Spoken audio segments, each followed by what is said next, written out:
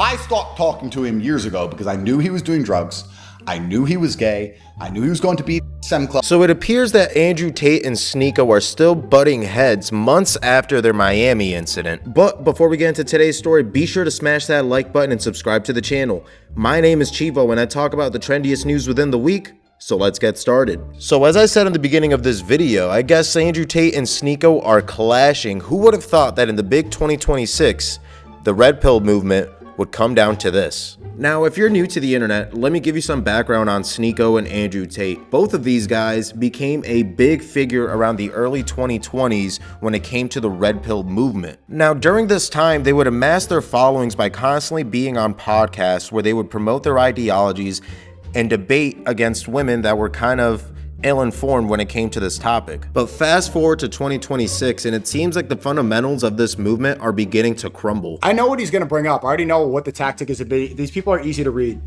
I didn't want to address it on stream. I'm going to address it before it happens. Maybe people will clip it up. And we can see where things began to heat up around the beginning of the year when this whole crew of red pillars went to a nightclub in Miami and started a pretty big controversy. And what was that controversy, you might ask? Well, on the way to the club, they were playing this pretty controversial song by Kanye West called, well, Hail the Mustache Man. Let's go!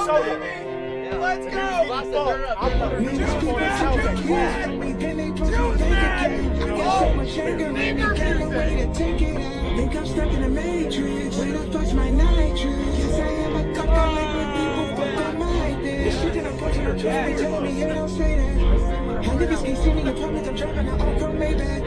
With all of the money and fame, I still can't get my kids back. With all of the money and fame, I still don't get to see my children. Niggas see my Twitter, but they don't see how I be feeling. So I became a Nazi, yeah, bitch, I'm the villain.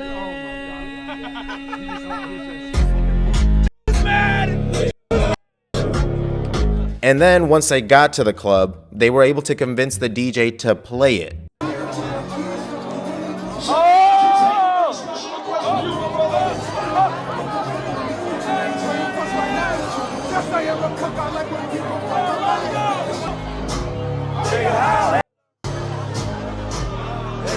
And again, they did this all while on stream, so all of this was live, no edits, no nothing. Everyone could see front and center what these guys were doing, which led to a massive uproar, which led to a lot of questions of anti-Semitism, which inevitably led them to being banned from almost every club in Miami. People laughing and celebrating Heil Hitler and Adolf Hitler. I cannot believe we're even seeing this and witnessing in Miami Beach. A Miami Beach nightclub catching heat, accused of celebrating hate with a song about Hitler. Absolute disgust. Disgusted, horrified. City leaders reacting to videos making the rounds on social media featuring the Kanye West song with the lyrics Heil Hitler over and over again. The same men seen in the club, known as controversial influencers, are also in a video from a limo. This is obviously not welcome in Miami Beach. It should not be welcome anywhere in the world. And by the way, I spoke to other club operators. They are not welcome in their club. How they got into this club, open arms, I want to know how. And since this big controversy, Andrew Tate has been going around different podcasts trying to clear his name from any association that he has with these people. Meanwhile, Sneako, on the other hand, has kind of stayed 10 toes down on his opinion of this song and his stance with it. I think Sneako played the song. Yeah. I think Tristan explicitly told me that Sneako played the song. Sneako. What the fuck? Tristan, okay, first off, no, I didn't. I might know, I'm not ratting people out who did, but I didn't play the song. In the Sprinter van, like it was a couple people's idea, yeah, maybe I came up with it, but in the club it wasn't, and why does it even matter? Tristan, why are you talking to this guy? This guy just had Netanyahu on. He was just there clapping for him like a seal at the synagogue in Miami. Miami Beach mayor didn't say a word about that, didn't condemn that. And you guys are there like confiding behind our backs? I don't think that any of them are deeply anti-Semitic genuinely. I think they're just kids. It gets a reaction. They think they're funny. They're on the internet. I really didn't do anything wrong. I understand why some people were offended. It is funny. You were laughing at it too. You've played the song. Look, what do you mean? That's why I thought the song would be fine. I've seen this video. I'm not still doing this to snitch. I saw this in Spain with Ye. Oh, I'm uncomfortable. I don't find it funny. Like, why? I wouldn't try to backstab you. I wouldn't play a song that would make you upset. This is from your clipper.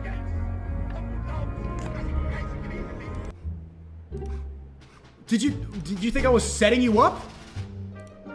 I don't understand the argument here, genuinely. And it seems like this tension has been brewing for a while, because if you've noticed, Sneako has called out Tate for some of his antics in the past. Specifically, Tate claiming to be a Muslim, yet not abiding by some of the religious rules. And in the past, Andrew Tate has also made response videos directed to Sneako, saying that he'll clonk him upside the head if he keeps acting out. So let's see this clip from Sneako, and I'll reply to it. Tate tweet. Okay, what did Tate say? Tate says, I stopped talking to you years ago for a reason. Okay. As if it's like God's grace to speak. Okay, you know, you didn't even respond to what I say. You said that white supremacists are totally right. I give a fair criticism based off of Islam there, and you're like, I don't like you. You're not on the cool kids table. If that's what you believe instead of Islam, or instead of what I'm talking about, then okay. No, Sneako, that's not what happened.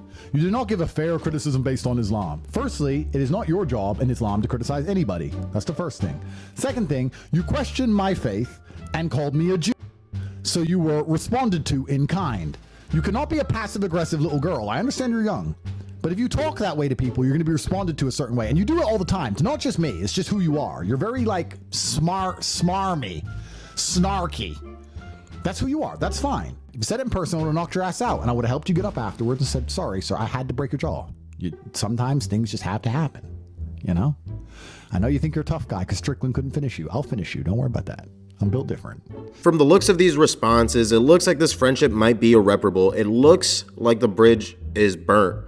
Because as of the time of me recording this video, Andrew Tate has made another video, quote unquote, exposing Sneako for some questionable tendencies, and of course, Sneako would respond.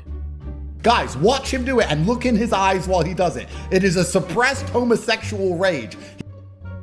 So is your gaydar going off? Like, what do you, how would you know what that is, first off? But listen to what else he says. He is enraged.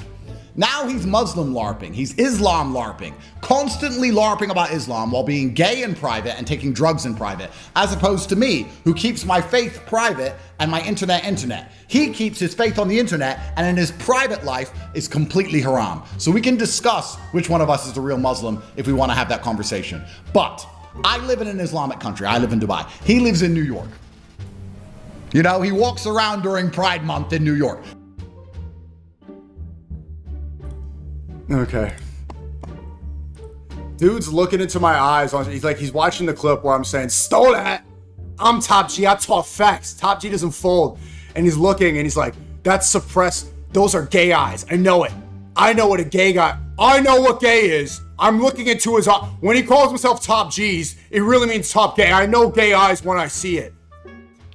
Look, no disrespect to the UAE, but Dubai has got, out of all the Muslim cities in the world, has got to be by far the least Muslim city.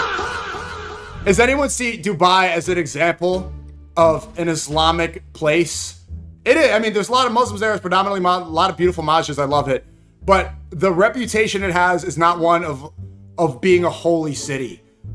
Does he think that Dubai is one of the three holy cities, Medina, Mecca, and Dubai? Is that what he believes? And Tate would go on accusing Sneako of being a homosexual by showing off pictures that Sneako used to take when he was a model.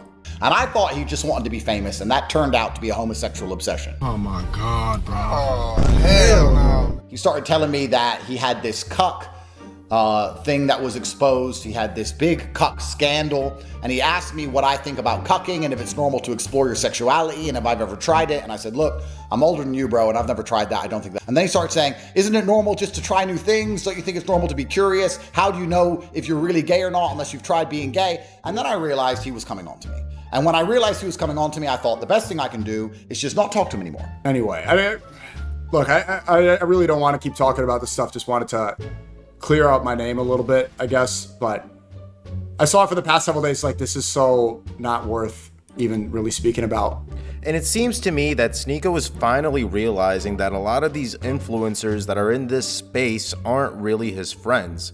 A lot of these people are in it together just to make a profit. These people don't care about you. These people are willing to drag your name through the mud in order to clear themselves and in order to save some face. And that's how it is for a lot of these influencers that you see all over social media. A lot of these influencers are exactly what they are, performative. They don't really care about what's going on. They don't really care about the ideologies that they promote. They mostly care about what is benefiting them. As long as they continue to get followers, as long as they continue to get views, all is good in their book. But as soon as that crumbles, you see the mask slowly slip off of them. Now, I don't mean to get political. That's not my intent. This channel isn't to be about politics or anything like that. But I want to point out that this isn't a right-wing, red pill thing. You see the same exact thing happening on the left. As soon as someone on the left is exposed, or as soon as their ideologies don't match up, you quickly see how people eat their own kind. And like I said earlier, in the influencer sphere, you see a lot of these people pushing certain narratives and certain ideologies because it's what gets them follows. It's what gets them money in their bank. And I've noticed a pattern with these influencers. Usually the more extreme the beliefs, the more exaggerated the idea, the more followers they get and the more views they get. So, to become blind fans of these people and not use any sort of critical thinking has to be the dumbest thing that any of us as people can do. God gave us a brain for a reason. God gave us consciousness. God gave us free thinking for a reason. So use it. Stop being a follower of these influencers who will quickly turn their backs on you as soon as they get an opportunity. And again, we see this on both sides. Recently, we saw what happened with Scotty K Fitness. It was proven that he was a fraud this whole time. Chris Valenti's the same exact way. This isn't left or right. Again, stop letting these influencers dictate how you think. They might sprinkle some truth here and there. I'm not denying that at all. But use your critical thinking skills. Think for yourself. But I'm glad that Sneako is waking up to this and he's slowly realizing that a lot of these people who claim to be there for him weren't really there for him to begin with. They were just there because it was an opportunity. A lot of these influencers, that's all they see is an opportunity. And as long as it gets them follows, as long as it gets them views, they're gonna keep the train going. And I'm glad that more people are waking up to that. But with that being said, I hope you guys enjoyed this video and I hope you guys smash that like and subscribe button so I can see you for the next video. And let me know down in the comments if you guys are Team Sneako or Team Andrew Tate for this one. I'm always down for discussions as long as you guys keep it civil. My name is Chivo and I hope to see you guys in the next video.